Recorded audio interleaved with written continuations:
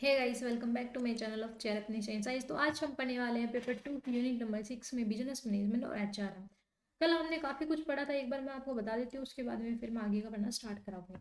ठीक है, तो टाइम वेस्ट नहीं करें, हम थोड़ा जल्दी जल्दी कर लेते हैं। ये कल वाला तो बिजनेस मैनेजमेंट क्या होता है वो बताया मैंने आपको। फिर मैंने बताया कि इवेल्युएशन कैसे हुआ था मैनेजमेंट सिस्टम का, है ना। उसके अंदर मैंने आपको पढ़ाया कि साइंटिफिक मैनेजमेंट टेलर ने दिया था, ब्यूरोक्रेटिक है वो मैक्स वेबर ने दिया था, एडमिनिस्ट्रेटिव हेनरी फ्योल ने दिया था। फिर मैंने आपको न्यू क्लासिकल में बिहेवियरल साइंस का बताया, जिसके अंदर मैक ग्रेगर और थ्योरी एक्स वाई ये सब चीज़ करवाई थी। आज हम मॉडर्न का और न्यू क्लासिक का करेंगे। ठीक है, तो टेलर की ये मैंने बता दिया था, साइंटिफिक मैनेजमेंट वाला। ये सब चीज़ तो हो गई थी अपनी, और ये भी हो गए थे एक्स वाई का। तो यहाँ से पढ़ना स्टार्ट करते हैं हम नेक्स्ट स्लाइड से। ठीक है, तो मैं आपको बताती हूँ मास्लो की नीड हायरार्की थ्योरी।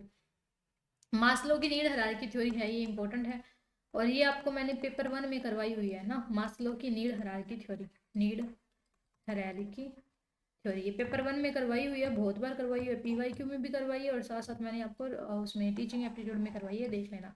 तो मास्लो की नीड हायरार्की थ्योरी क्या कहती है? हमारी नीड होती है, पहले होती है फिजियोलॉजिकल, फिजियोलॉजिकल नीड होती है, यानी कि रोटी कपड़ा मकान, ऐसी नीड होती है। रोटी कपड़ा मकान की बेसिक नीड होती है।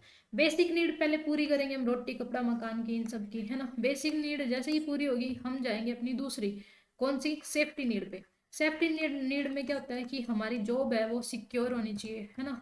और हम सिक्योर हो, हमें सेफ्टी फील हो, है ना, जॉब सिक्योर हो, और रहने के लिए घर हो। ये रोटी कपड़ा मकान तो इसमें हो गया फिजियोलॉजिकल में।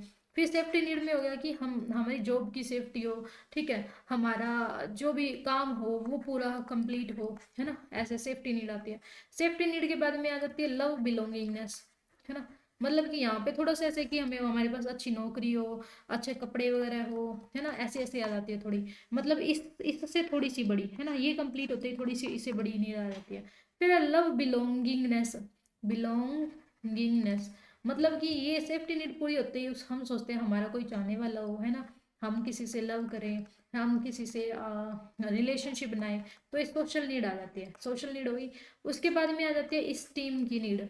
स्टीम की नीड क्या कहती है कि स्वाभिमान की, स्वाभिमान की मतलब कि हम स्टेटस वाली नीड आ जाती है कि भाई मेरे पास लग्जरी कार हो, है ना, लग्जरी कार हो, लग्जरी घर हो, मेरा एक रुतबा हो, लोग मेरे को पहचाने जाने समझे, ऐसी वाली नीड स्टीम की, स्वाभिमान की। लास्ट में आती है सेल्फ एक्चुअलाइजेशन। लास्ट में क्या आती है? Self actualisation. ठीक है, इसमें क्या करते हैं कि बंदा ना, इसकी स्पेलिंग थोड़ी सी लिख देती हूँ मैं। अबे यार, ये तो मिट गया, क्या करूँ मैं?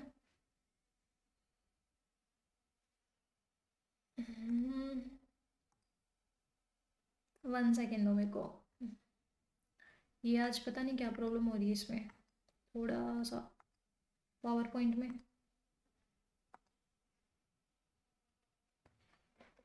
कोई बात नहीं, मैं पढ़ा रही हूँ ना आपको, 1 मिनट को, टेंशन है नहीं, कोई बात नहीं है।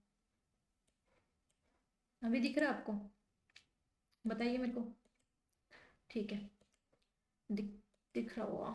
करते हैं आगे। कहाँ पे थे हम?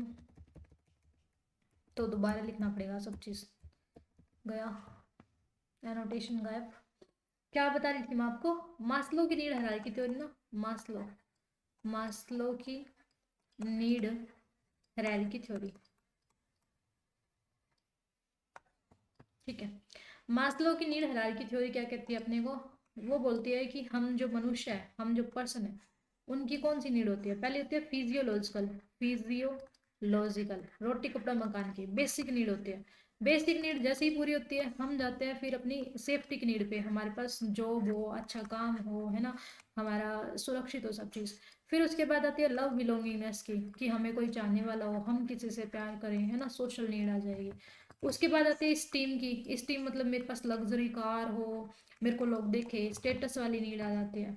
फिर आती है सेल्फ एक्चुअलाइजेशन की। कौन सी? सेल्फ एक्चुअलाइजेशन की, मैं कौन हूँ, कहाँ से आया हूँ, कहाँ पे जाऊँगा, या फिर स्पिरिचुअल लेवल की, है ना, अपने आप के बारे में जानने की, मेरा उद्देश्य क्या है, मेरा लक्ष्य क्या है, जैसे कि मोक्ष की कामना कामना करते हैं, तो वो वाली। यहाँ पर मैच्योरिटी आ जाती है, पर्सन इन चीज़ों के पीछे नहीं भागता, है ना। तो वो, तो मास्लो की थ्योरी ये इंपॉर्टेंट है। ये कब आई थी? 1943 में आई थी। ठीक, तो होगी मास्लो की। उसके बाद में एक आती है अपने पास, देखिए आपको मास्लो की करवा दी मैंने, मैकक्लैन की भी करवा दी थी, हसबर्ग की कल करवा दी थी। लिख देती हूँ एक बार जो जो अपनी हो गई। मास्लो की नीड हायरार्की हो गई अपने पास, कब आई थी? 1943 में आई थी। फिर अपने ने कर ली हर्सबर्ग की, हर्स हर्सबर्ग की थ्योरी, टू फैक्टर थ्योरी थी, और जिसमें हाइजीन फैक्टर थे और मोटिवेटर फैक्टर थे। इसको टू फैक्टर थ्योरी भी बोलते हैं। और कब आई थी ये? 1959 में आई थी, 1959 में। फिर आती है अपने पास एक और थ्योरी, कौन सी? मैकग्रेगर की, मैकग्रेगर ऐसे लिखते हैं, मैकग्रेगर की थ्योरी एक्स एंड वाई। ये कब आई थी? ये आई थी अपनी 1960 में, ठीक है, 1943, 59 और 1960। फिर उसके बाद में आई अपने पास मैकक्लैन की थ्योरी, मैकक्लैन की थ्योरी। ये कौन सी थी? Need theory. नीड थ्योरी कौन सी कहती है? हाँ ये रह गई अपनी, 1961 में आई थी ये। मैकक्लैन की थ्योरी रहती है अपनी, शुक्र है मैंने लिख लिया तो याद आ गया। ये मैं करवा दूंगी। एक फिर आती है रैंसिस लिकट की थ्योरी, रैंसिस लिकट की थ्योरी, जो कि कल हमने पढ़ी थी, 4 level of management style, 4 management style की थ्योरी थी। कब आई थी ये? 1960 में आई थी। ये कब आई थी? 1960 में आई थी, ठीक है। फिर लिकट स्केल कब दिया था? ये भी मैंने आपको कल करवाया था। लिकट स्केल है वो दिया था 1932 में लिकट ने। फिर क्रिस एग्रेरिस की थ्योरी कब आई थी? क्रिस एग्रेरिस की, ये स्पेलिंग आप ध्यान कर लेना, ये आई थी 1985 में, ठीक है। क्रिस एग्रेरिस कहता है कि सिंगल लूप डबल लूप की बात करता है। ये इतनी थ्योरी होगी अपनी अभी तक। अभी अपने को करनी है मैकलैन की नीड थ्योरी। चार कौन सी रहती थी? अभी मैंने बताया था आपको, मैकलैन की नीड थ्योरी रहती है। मैकलैन की नीड थ्योरी करते हैं, मैकलैन की नीड थ्योरी। ये है APA। APA से याद करो, APA से अफिलिएशन पावर, अफिलिएशन पावर, एक मिनट रुको, अचीवमेंट, अचीवमेंट कब आई थी? 1961 में आई थी। ये कैसे है? ये कहता है कि अफिलिएशन, अफिलिएशन मतलब कि लव बिलोंगिंगनेस। ये मास्लो की जो थ्योरी थी ना, मास्लो की थ्योरी नीड हायरार्की वाली जो मैंने आपको बताई थी, देखो मास्लो की थी फिजियोलॉजिकल, फिर थी अपनी सेफ्टी, फिर थी लव बिलोंगिंगनेस, फिर स्टीम की, और फिर सेल्फ एक्चुअलाइजेशन की। तो ये मास्लो के साथ जुड़ा हुआ है अफिलिएशन की।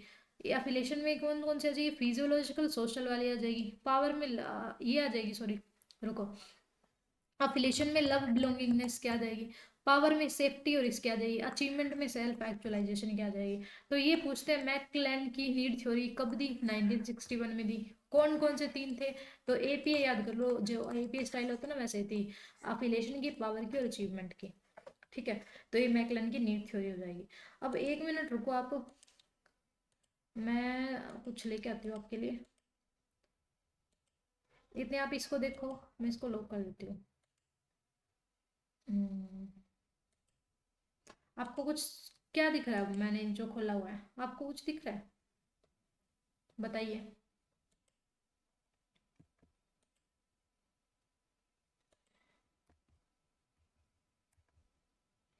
कुछ दिख रहा है क्या आपको? ठीक है, ये करिए आप इतने में। हम्म,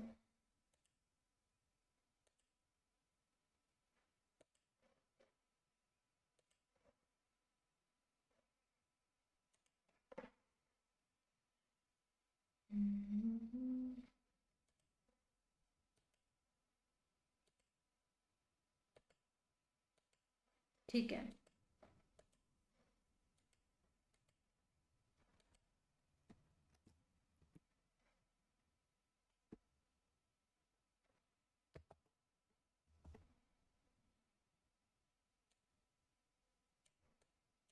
देखिए। अबे यार, हम्म, दिख रहा है आपको? ये जो मैं आपके लिए इमेज लेके आई थी, बट मैं अटैच करना भूल गई थी, फिर मैंने सोचा अभी कर लेती हूँ, कोई दिक्कत की बात नहीं है। ओके, देखिए अभी मैंने आपको क्या पढ़ाया था? ये पढ़ाया था मैकलैन की नीड थ्योरी, है ना, मैकलैन की नीड थ्योरी। उसी की ये इमेज है जिससे आपको अच्छे से क्लियर हो जाएगा। ये कहता है कि need for achievement, need for achievement, need for power, need for affiliation, तीन होती है। अफिलेशन में मैंने आपको क्या बताया था, लव बिलोंगिंगनेस की, गुड रिलेशनशिप अपना। तो मास्लो की नीड हायरार्की थ्योरी में मैंने आपको बताया था कि पहले क्या होती है अपनी फिजियोलॉजिकल, फिजियोलॉजिकल, फिर अपनी क्या होती है सोशल, यानी कि सेफ्टी की, सॉरी सेफ्टी कर देते हैं इधर, सेफ्टी की नीड, सेफ्टी के बाद में लव बिलोंगिंगनेस आती है, फिर स्टीम की भावना आती है, लास्ट में सेल्फ एक्चुअलाइजेशन की आती है। तो देखो यहाँ पर गुड रिलेशनशिप किस में आ गई, लव बिलोंगिंगनेस में। कंट्रोल अदर मतलब to get desired things done, power में कौन सी आ गई, पावर में ये आ गई भाई मेरे पास स्टीम वाली, है ना, स्टीम की, मेरे में तो भावना होनी चाहिए, पावर होनी चाहिए। स्टीम में मैंने क्या बताया था आपको कि स्टेटस की, सिंबल की, लग्जरी चीजें की, लोग मेरे को जाने समझे, आइडेंटिटी। नीड फॉर अचीवमेंट में क्या, achieve in relation to self set of standard, यानी कि ड्राइव जो अपने अंदर आती है, यानी कि सेल्फ एक्चुअलाइजेशन की। तो अगर हम देखें तो मास्लो की जो नीड हायरार्की थ्योरी थी उसकी लास्ट की जो थी ना, लव, स्टीम और सेल्फ एक्चुअलाइजेशन की, वो इसने कॉपी कर ली मैक्लेन ने, है ना, और अपनी दे दी। तो ये थी अपनी थ्योरी। अब इसके बाद में हम पढ़ते हैं, अभी हमने ये सारी पढ़ ली, अब अपनी आती है उसकी मॉडर्न थ्योरी। मॉडर्न थ्योरी क्या कहती है वो हम पढ़ते हैं। मॉडर्न थ्योरी है उसके अंदर तीन आती है, मैंने आपको बताया था। फर्स्ट अपने पास कौन सी आती है, फर्स्ट आती है सिस्टम अप्रोच। कौन सी, सिस्टम अप्रोच। सिस्टम अप्रोच क्या कहती है, सिस्टम अप्रोच है, किसने दी, पहली बात तो ये आता है पेपर में कि सिस्टम अप्रोच किसने दी। सिस्टम अप्रोच है वो दी अपनी 1960 में दी, ठीक है। लुड लुडविंग ने, लुडविंग वॉन ने, लुडविंग वॉन। उसके अलावा डब्ल्यू बकले ने, बकले ने, ठीक है। उसके अलावा दी थी एक और पर्सन था, डैनियल कार्ड्स ने, डैनियल कार्ड्स ने, और रॉबर्ट, रॉबर्ट लखान, ऐसे, रॉबर्ट एल खान, KAHN, ऐसे जो भी जिसको आप पढ़ना चाहो इसको, रॉबर्ट एल खैन ने।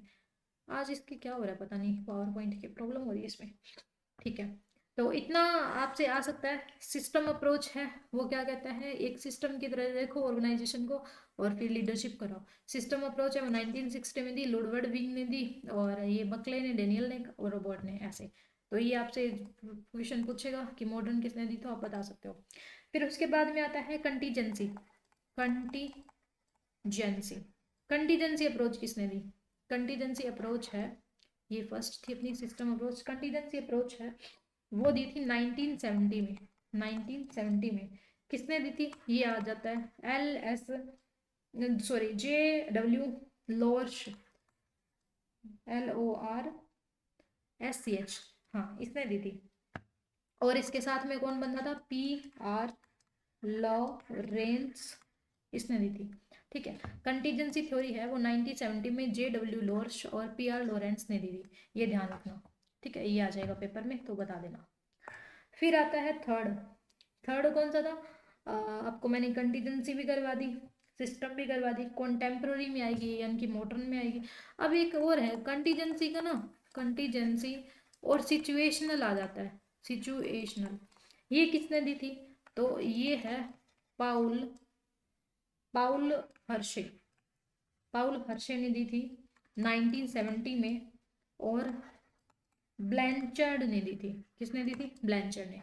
तो कंटीजेंसी थ्योरी पॉल हर्शे ने 1917 में और ब्लैंचर्ड ने दी थी। ये अपनी हो गई सारी की सारी मॉडर्न थ्योरी, और वो कौन सी मॉडर्न थ्योरी होगी, बिहेवियर थ्योरी होगी। अब एक थ्योरी और रहती है जो कि बिहेवियर में आती है, वो मैं आपको बताना भूल गई थी, वो है विलियम ऑनची की, विलियम ऑनचीज की थ्योरी, जो कि थ्योरी जेड के नाम से होती है। इसने क्या बोला, ये बोलता है कि जो जैपनीज है और अमेरिकन, रुको मैं पहले लिख देती हूँ फिर बता दूंगी। ये विलियम ओंची कहता है कि मैनेजमेंट होता है ना कोई ऑर्गेनाइजेशन में, वो जैपनीज और अमेरिकन स्टाइल में होता है, ठीक है, जैपनीज और अमेरिकन स्टाइल में होता है। और विलियम ओंची ने कौन सी थ्योरी दी थी, मोटिवेशन थ्योरी दी थी, मोटिवेशन थ्योरी, ये बात ध्यान रखना। ये मतलब ज्यादातर मैं आपको करवा रही हूँ ना, तो ये इतना पूछ लेते हैं कि कौन सी थ्योरी किसने दी है। पीवाईक्यू आप उठा के देखोगे तो आपके सामने पता है क्या मिलेगा। एक तो ये बोलेगा, जैसे ये दे दी कि जेड थ्योरी दे दी, यहाँ पे जेड थ्योरी दे दी, और एक्स एंड वाई दे दी है ना, यहाँ पे लिख देगा विलियम मोन्ची, यहाँ पे लिख देगा मैक ग्रेगर। तो आपको मैच करना होगा, मैचिंग में आते हैं। दूसरा ईयर्स पूछ लेते हैं, तो मैंने आपको ईयर्स बता दिया और ये बता दिया, तो आपको अच्छे से हो जाएगा। ये कब बनी थी, 1981 में बनी थी, 1981। ओके, तो ये आपकी हो गई हर्ट्जबर्ग वगैरह की, सबकी मैंने आपको करवा दी है। उसके अलावा हेनरी फ्योल का भी हो गया। अब थोड़ा सा इम्पोर्टेंट सेक्शन रहता है जो कि है, आगे चलते हैं हम। थ्योरी अपनी सारी हो गई है, ठीक है, थ्योरी अपनी सारी होगी। एक एल्टन मायो की छोड़ के, एल्टन मायो की मैं आपको करवा दूंगी लास्ट में, ठीक है। थोड़ा सा वो चार्ट दिखा दूँ आपको, तो आपको क्लियर हो जाएगा कि हमने अभी क्या करा है। देखो, फर्स्ट नंबर पे था ना वो चार्ट, कहाँ गया, ये रहा। साइंटिफिक ब्यूरोक्रेटी ये होगी, ह्यूमन रिलेशन एल्टन मायो रहेगा सिर्फ, बिहेवियरल साइंस की सारी होगी, क्वांटिटेटिव सिस्टमेटिक कंटीजेंसी प्रोफेशनल ये होगी, मतलब इसमें सिस्टम कंटीजेंसी में है, क्वांटिटेटिव मतलब कि क्वांटिटी वाली, सीधा ही डेफिनेशन है, इतनी खास नहीं है, ऑपरेशनल, ठीक है। ये अपनी हो गई। अब आगे चलते हैं हम थोड़ा, जो इंपॉर्टेंट था वो मैंने सारा करवा दिया, जैसे क्वांटिटेटिव वगैरह इतनी इंपॉर्टेंट नहीं थी, वो मैंने नहीं करवाई आपको। जो जो इंपॉर्टेंट है वो करवा रही हूँ, जो आती है पेपर में। देखो, अब आता है अपने पास कुछ कंसेप्ट, जैसे मैनेजमेंट बाय ऑब्जेक्टिव, क्या बोलते हैं इसको, management by objective. Management by objective किसने दिया, ये बहुत बार क्वेश्चन आता है, बार बार क्वेश्चन आता है। याद दिया था पीटर एफ ड्रकर ने, पीटर एफ ड्रकर ने, ठीक है। Management by objective Peter F Drucker ने दिया, कब दिया, 1954 में दिया। मैनेजमेंट ऑब्जेक्टिव किसने दिया, 1954 में पीटर एफ ड्रकर ने दिया। फिर आता है नेक्स्ट कि मैनेजमेंट बाय एक्सेप्शन किसने दिया, management by exception, management by exception किसने दिया, वो दिया था एडवर्ड नी, इसको दिया था बीटल ने, BITTEL, बीटल लेस्टर ने, लेस्टर आर ने 1964 में, बीटल एल लेस्टर आर ने 1964 में। ये कहता है कि की एरियाज पर फोकस करो, किस पर, की एरियाज पर फोकस करो। मैनेजर को कहता है कि आपको क्या करना चाहिए, ये मैनेजमेंट बाय ऑब्जेक्टिव क्या कहते हैं कि अपने ऑब्जेक्टिव के अकॉर्डिंगली मैनेजमेंट करो। क्या ऑब्जेक्टिव है, मैनेजमेंट बाय एक्सेप्शन कहता है कि जो चीज़ ज़्यादा चीज इंपॉर्टेंट है ना, प्रायोरिटी बेस्ड काम है, उसको पहले करो, बाकी को बाद में करो। तो की एरियाज पर फोकस करो, ये बोलता है मैनेजमेंट बाय एक्सेप्शन, ठीक है। फिर अपने पास आता है एक doctor Edward dimming, doctor Edward dimming ने कौन सा दिया है, वो कहता है इंक्रीज करो क्वालिटी को, वो कहता है इंक्रीज करो क्वालिटी को। इसने 14 प्रिंसिपल जो हेनरी हेनरी फ्योल के थे उसको यूज करा है, ठीक है, यूज करा है। देखो मैं आपको जो भी चीजें ना वो एकदम क्रिस्प वे में बता रही हूँ, है ना, एकदम क्रिस्प वे में बता रही हूँ जो भी चीजें हैं, तो ये बहुत ज्यादा इंपॉर्टेंट है। जैसे कि मैंने आपको वीडियो में भी बताया था, एक वीडियो बनाई थी ना नोट्स की कि नोट्स कैसे बनाने हैं, तो ये सेम वैसे ही है। बल्कि ये जो मेरी वीडियो है ना, ये आप एग्जाम से एक दिन पहले देखे जाओगे, बहुत ज्यादा इंपॉर्टेंट होगी आपके लिए। यहाँ से 4-5 क्वेश्चन आराम से बनेंगे, क्योंकि मैं आपको कोई एक्स्ट्रा चीजें नहीं करवा रही हूँ, जो बहुत ज्यादा इंपॉर्टेंट है ना, आती है ना, तो वो करवा रही हूँ। और वो भी ऐसे नहीं भर भर के नहीं करवा रही, जितना इंपॉर्टेंट है उतना करवा रही हूँ, है ना, क्रिस्प वे में बता रही हूँ। देखो कि अब एडवर्ड डीमिंग ने की जो थ्योरी दी थी, कैसे दी थी, कब दी थी, को मतलब बहुत सारी, भरने को 10 स्लाइड में ले आती है आपके पास, है ना, आप पढ़ लेते हैं। लेकिन मेन कंसेप्ट क्या है, मेन कंसेप्ट यही है कि इसने इंक्रीज करने की, क्वालिटी को इंक्रीज करने की बात कही, 14 प्रिंसिपल यूज करे थे ऐसे, ठीक है। तो जो इंपॉर्टेंट है एकदम शॉर्ट नोट्स के फॉर्म में लेके आई हूँ, जो आपके सीधे सीधे क्वेश्चन बनेंगे जहाँ से, वैसे लेके आई हूँ कंसेप्ट आपके लिए, ठीक है। तो यहाँ से सीधे सीधे क्वेश्चन बन जाएंगे आराम से। अब ये क्वेश्चन बनता है कि ए वर्सेस बी कंपैरिजन किसने दिया, ए वर्सेस बी कंपैरिजन किसने दिया, ये क्वेश्चन आया हुआ है। तो आप क्या बोलोगे, डॉक्टर एडवर्ड, इसका नाम पूरा लिख देती हूँ मैं, एडवर्ड डिमिंग ने दिया, ठीक है। तो ऐसे अब भर भर के स्लाइड पढ़ाने का क्या फायदा, जब आना ही ये 3-4 मेन चीजें हैं, है ना। यही आएगा कि इंक्रीज क्वालिटी बात किसने की, एडवर्ड डिमिंग ने की। ए वर्सेस बी कंपैरिजन की बात किसने की, एडवर्ड डिमिंग ने की, ऐसे। ठीक है, तो जितना इंपॉर्टेंट है जो आता है एग्जाम में उठ के, वो ही बता रही हूँ आपको। अब देखिए फंडामेंटल ऑफ टॉप मैनेजमेंट किसने दिया, फंडामेंटल ऑफ टॉप मैनेजमेंट किसने दिया, फंडामेंटल ऑफ टॉप मैनेजमेंट है वो दिया राल्फ, ये भी बहुत आता है कि किसने दिया था, ये राल्फ करियर वेविस ने दिया, राल्फ कल्वर करियर वेविस ने। ये थोड़ी सी स्पेलिंग देख लेते हैं, कोई बात नहीं, मैं बाद में देख लेता हूँ, यही है वैसे तो। ठीक है, फिर आता है एक और इम्पोर्टेंट कंसेप्ट, वो है अपने पास कि working together, working together is success, ये किसने दिया, वर्किंग टुगेदर इज सक्सेस ये किसने दिया, ये इंपॉर्टेंट है, हेनरी फोर्ड ने दिया। हेनरी फोर्ड जो कि एचआरएम का फादर माना जाता है ना। फिर एक और कंसेप्ट आता है आपके पास, वो कौन सा है, वो है अपने पास एडवर्ड फ्रांसिस लियोपोल्ड, ओफो फिर से हो गया, लियोपोल्ड लियोपोल्ड ब्रेच, इसने क्या दिया था, एडवर्ड फ्रांसिस लियोपोल्ड ब्रेच है, इसने दिया था मेकिंग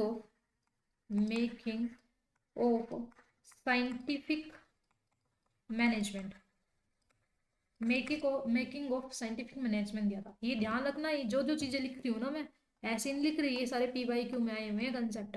ठीक है, तो इतने इतने एक एक लाइन याद करनी है कि एडवर्ड फ्रांसिस ने क्या दिया, मेकिंग ऑफ साइंटिफिक मैनेजमेंट दिया, फंडामेंटल ऑफ टॉप मैनेजमेंट किसने दिया, राल्फ करियर ने दिया। तो ये चीज याद कर लेना। फिर आता है एक और उर्विक, उर्विक ने क्या दिया 1940 में, इवोल्यूशन ऑफ, इवोल्यूशन, रुको, इवोल्यूशन ऑफ मॉडर्न मैनेजमेंट दिया, मॉडर्न मैनेजमेंट दिया, इवोल्यूशन ऑफ मॉडर्न मैनेजमेंट, किसमें, इन ब्रिटेन में, ब्रिटेन। ठीक है, ये बुक थी, उर्विक ने 1940 में evolution of modern management in Britain ने ये बुक लिखी थी। ये बुक का नाम बार बार पूछ लेते हैं, तो इसलिए मैंने आपको बताया, ये याद कर लेना। फिर आता है Joseph, Joseph L Massie, Joseph L Massie ने क्या दिया, इजेंटियल ऑफ मैनेजमेंट, ये बुक का नाम है, ये भी बहुत ज़्यादा इंपॉर्टेंट है, बार बार आता है, तो ये भी पढ़ लेना। और विक ने evolution of modern management Britain में थी, जोसेफ एल मैसी ने एजेंटियल ऑफ मैनेजमेंट दी थी बुक। ठीक है, ये भी इंपॉर्टेंट है, ध्यान रख लेना। फिर आता है पीटर प्रिंसिपल, पीटर प्रिंसिपल किसने दिया था, ये मैं आगे समझाती हूँ आपको। पीटर प्रिंसिपल, पाउल प्रिंसिपल, पीटर प्रिंसिपल और पाउल, ये इंपॉर्टेंट है, पाउल प्रिंसिपल। ठीक है, पीटर और पाउल क्या कहता है, पीटर प्रिंसिपल कहता है कि आप ना वर्कर को, मैनेजर्स को ना उतनी ही ज्यादा उसकी इनकम्पिटेंसी आती है ना, इनकम्पिटेंसी, इनकम्पिटेंसी तक उसको क्या करो, बढ़ावा दो, मोटिवेट करो, कहाँ तक करो, इनकम्पिटेंसी, यानी कि उसकी अक्षमता तक। और पाउल कहता है जब तक वो फेल ना हो जाए ना, तब तक उसको बढ़ाते रहो। कैसे, कि जैसे ये है, मान लो ये पॉइंट है, यहाँ तक बढ़ाने लगे हम वर्कर को, है ना, यहाँ तक बढ़ाने लगे, यहाँ तक ये पॉइंट आ गया, इसके बाद में और ज्यादा वो काम नहीं कर सकता, और ज्यादा अच्छा काम नहीं करेगा, इसके बाद अगर हम वर्कर को बढ़ावा देंगे ना, तो वो क्या कर देगा, फेल कर देगा। ये सारी क्या है, सक्सेस की है, सक्सेस का उसकी पॉइंट है। लेकिन इससे ज्यादा अगर वो बढ़ा दिया ना उसको, तो वो क्या हो जाएगा, तो वो फेल हो जाएगा, तो फिर वो हमारे बिजनेस में क्या कर देगा, लॉस कर देगा, यहाँ से कर दिया तो फेल हो जाएगा। तो पीटर प्रिंसिपल कहता है कि जहां पर उसकी इनकम्पिटेंसी आ जाए यहाँ तक, तो वो कॉम्पिटेंट था, है ना, क्षमता थी उसके अंदर यहाँ तक तो जाने की। लेकिन इस पॉइंट के बाद में उसकी क्या अक्षमता आ जाएगी, तो इनकम्पिटेंसी तक, यानी कि यहाँ से लेके सिर्फ यहाँ तक इसको बढ़ावा दो, इसकी अक्षमता तक, इसके बाद में बढ़ावा ना दो, है ना। तो ऐसे कहता है पीटर पीटर प्रिंसिपल, इनकम्पिटेंसी की बात करता है। लेकिन पाउल क्या कहता है, पाउल कहता है कि ऐसे करके ऐसे। तो जो वर्कर था उसको पहले बढ़ावा दिया उसकी कॉम्पिटेंसी तक, फिर जो इधर ये पॉइंट आ गया उसका कि ये यहाँ से क्या हो जाएगा, फेल हो जाएगा, इनकम्पिटेंसी पॉइंट आ गया, इसके बाद में भी बढ़ावा दो जब तक कि वो फेल ना हो जाए, जब तक कि फेल ना हो जाए वो तब तक बढ़ावा दो, और फेल होने के बाद में उसको मौका दो, ऐसे कहता है। ठीक है। तो पाउल क्या कहता है कि फेल होए ना वहां तक बढ़ावा, देखो यहाँ यहाँ आ गया था फेलियर का पॉइंट, यहाँ इनकम्पिटेंसी का पॉइंट आ गया था कि इसके बाद में और ज्यादा ये क्या नहीं, इसमें क्षमता नहीं है काम करने की, फिर भी इसको और मोटिवेट मोटिवेट कर आ गया तो इसने सारा गिरा दिया है ना, फेल हो गया। तो ये कहता है कि जब तक फेल ना हो जाए ना तब तक बढ़ावा दो, और ये कहता है कि अगर आपको पता चल गया इनकम्पिटेंसी का पॉइंट है तो वहां तक ही बढ़ावा दो। ये है पीटर और पॉल का प्रिंसिपल। ठीक है। ऐसे जब तक प्रमोट करो जब तक कि बस इसका इनकम्पिटेंसी मतलब इसका पॉइंट आ गया, इसके बाद में इसको बढ़ाएंगे तो दिक्कत हो जाएगी, इसलिए यहीं पे रोक दो। और ये कह रहा है बस इसको गिरने दो, फेल होने दो, उसके बाद में आप उसको मौका दो, ऐसे। ठीक है। फिर आता है एक पार्किसन का लो, पार्किसन का लो। पार्किसन लो क्या कहता है, ये ऐसे देखो, स्टैट पढ़ाई थी ना मैंने आपको, स्टैट में बताया था, ये कहता है कि यहाँ पर तो अपने पास टाइम है, टाइम अलॉटेड, यहाँ पर क्या है, एफर्ट है।